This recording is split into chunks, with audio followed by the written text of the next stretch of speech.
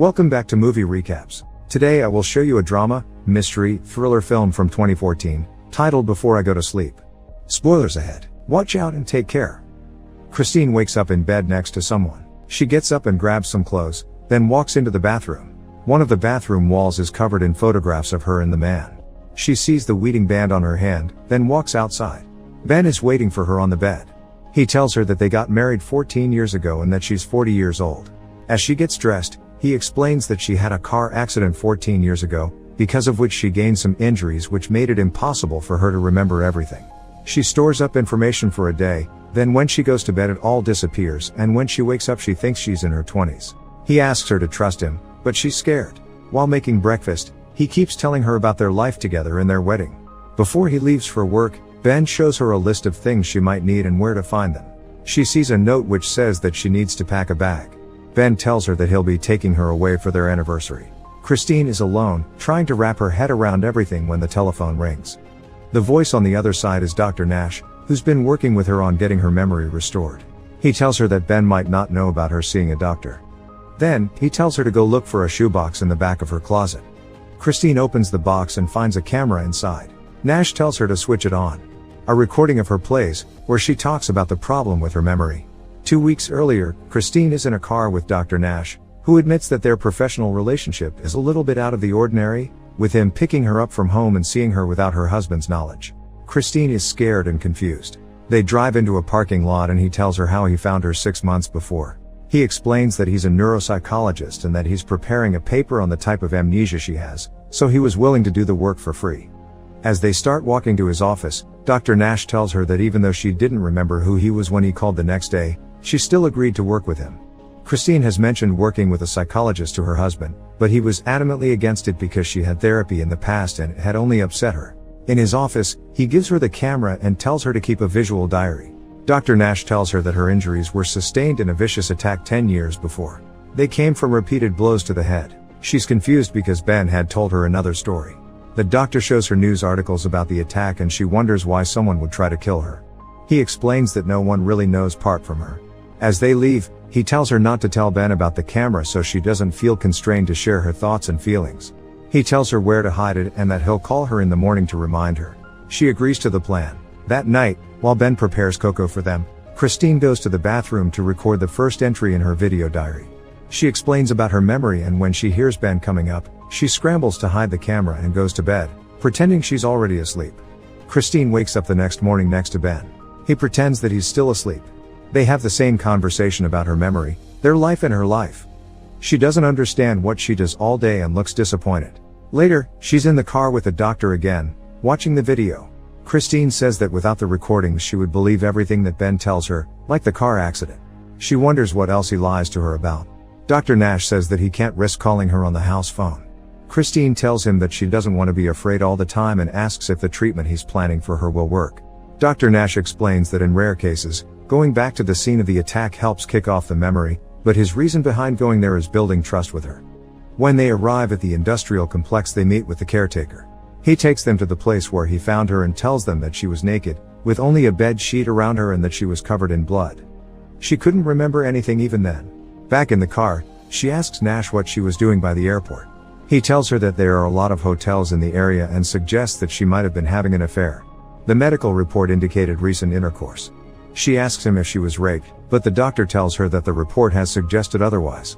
Christine can't believe she could be a cheater. Later, she's in her bathroom saying that she needs to remember what happened, no matter what she has done. She hears the sounds of children playing and goes to check, but there's no one outside. That night, she walks in to take a shower, when Ben joins her and begins kissing her. As they begin making love, she has a memory of someone with a scar on his jaw. They fall asleep together and Christine has a dream about a hotel room and her attack. The next day, tests are being performed on Christine by Dr. Nash. He shows her pictures that she needs to identify. She looks at the pictures and gets upset, so she rings the panic button in the MRI. Later, they talk in a waiting room and he tells her that some of the pictures were random and others were in her file. The photo he shows her had produced a distinct reaction in her brain. Christine doesn't know who the woman in the photo is, even with the name Claire written on it. While having dinner with Ben that night, she asks him if about Claire. Ben says that he doesn't know her, then asks why Christine is brightening it up. When she tells him that she had a memory, He gets invested in the amount she remembers. She mentions a few things, mostly from the photo, and he tells her that it wasn't the first time she had remembered Claire. Ben says that they were friends once, but that she moved away and that it doesn't matter anymore. Christine insists that it does matter. Ben brings a box of photos he keeps in his study. They are of her and Claire. She asks why he hides them from her, and Ben explains that he does that to protect her from the fact that her friend couldn't handle her situation. Christine asks him how she could trust him if he hides things from her, but Ben tells her that he can always handle dealing with everything. Later, she makes a new recording saying that Ben is hiding Claire from her and that she can't trust him. After that, he sees that she has taped the photos of Claire in the bathroom. Dr. Nash calls Christine and explains everything to her all over again.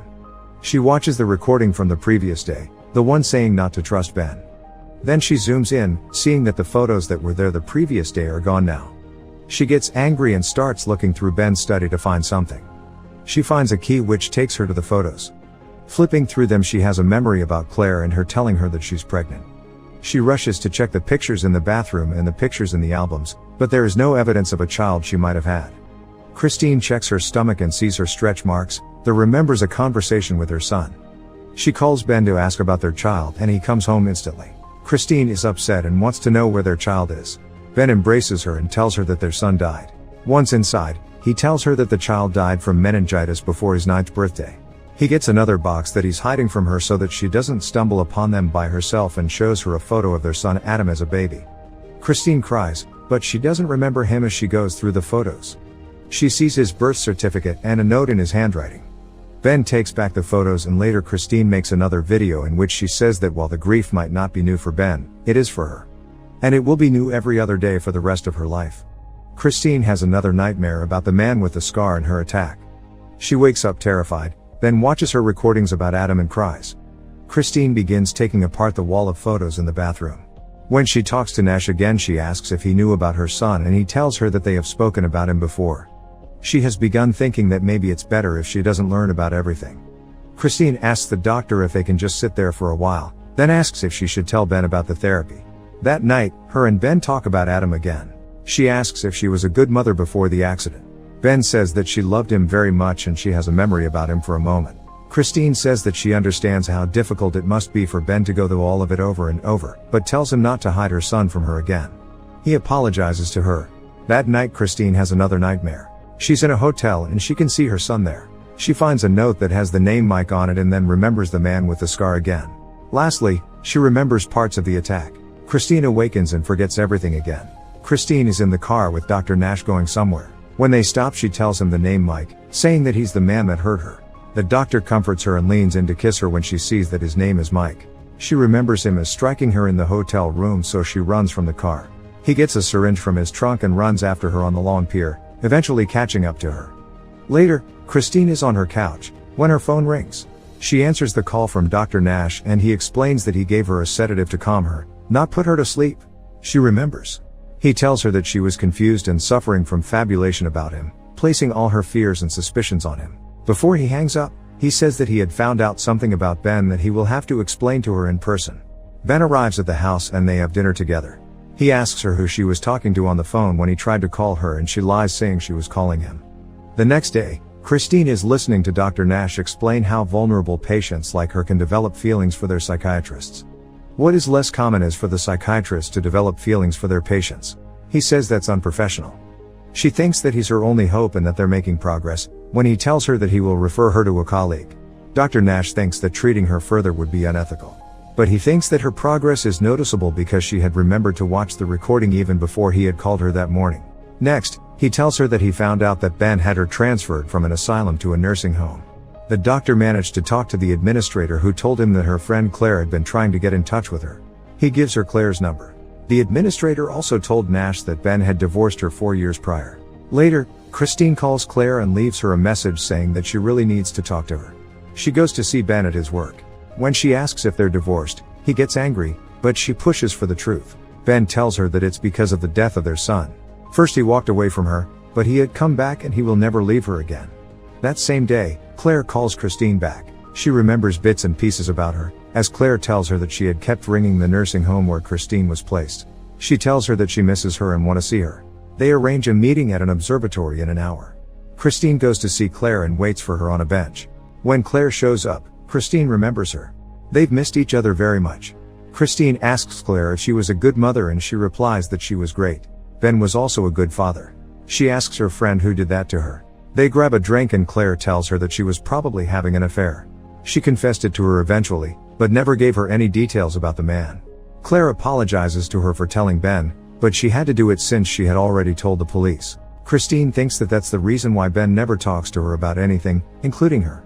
Claire tells her that after her accident she tried to help Ben out and the two of them spent a lot of time together, eventually sleeping together. She decided to stay away from them because of that. Before Christine leaves, she gives her a note that Ben left for her with Claire if she was ever good enough to read and understand it.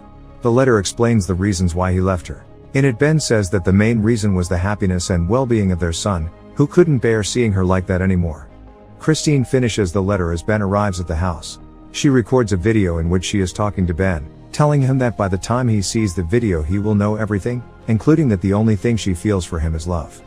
Later, Christine shows Ben the video she recorded for him and starts telling him about everything that has been happening in the previous weeks.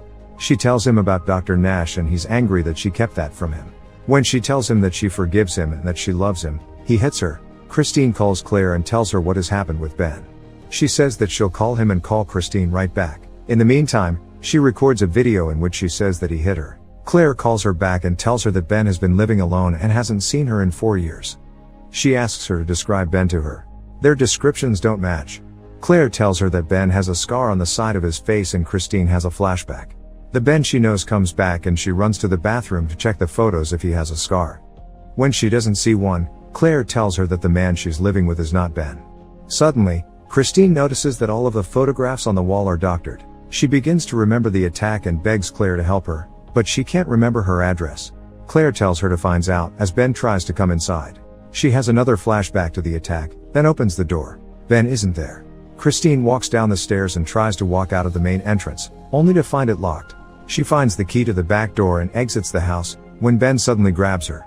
Christine wakes up the following morning in her bed with Ben.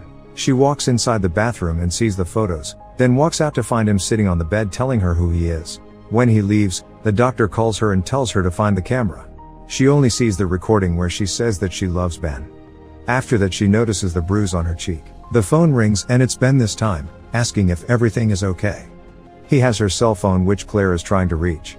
Ben reminds her to pack for their anniversary. She tells him that she loves him. Later, Nash is trying to phone Christine, when he gets called to the main reception. Ben runs into him and introduces himself. Nash asks how Christine is and Ben tells him to stay away from her. That night, Ben and Christine take a drive down to a hotel near the airport. She asks if it's really their anniversary and he tells her that it's not their wedding anniversary, but one of a different kind.